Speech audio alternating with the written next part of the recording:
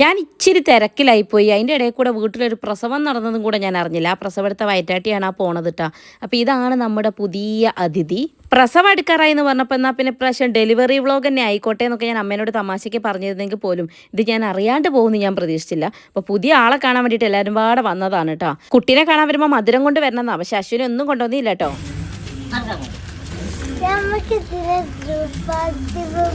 അത് നല്ലൊരു കാര്യമാണ്. മൂരിക്കിടാൻ പറ്റിയ പേരാ.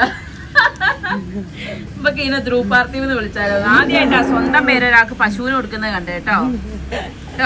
ഇത്രയും സ്നേഹമയനായി. തുമ്പി എന്താണ് അതിന്റെ പേര്?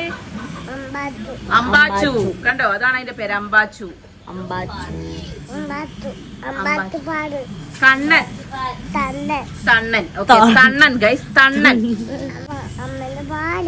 അമ്മേനെ പോലെയാണോ?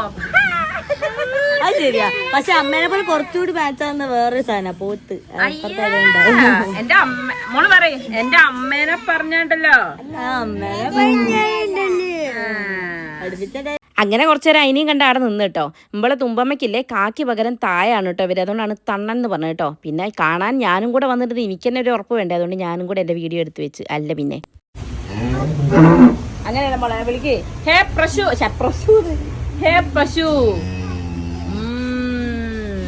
പ്രസവിച്ച് കഴിഞ്ഞപ്പോ ഞാനും ഇങ്ങനെ തന്നെയായിരുന്നു മുരണ്ടോണ്ടിരുന്നത്.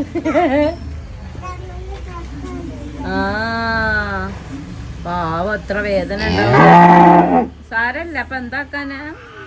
ആര് പ്രസവിച്ചെന്ന് കേട്ടാലും ഞാൻ എൻ്റെ ലേബർ റൂം ഓർത്തു കൂട്ടും. അപ്പോൾ ഓരോട് എനിക്ക് വല്ലാത്തൊരു അനുകമ്പയൊക്കെ തോന്നിപ്പോവും. അപ്പോൾ ഗൈസ് ഇന്ന് ഇത്രയേ ഉള്ളൂ.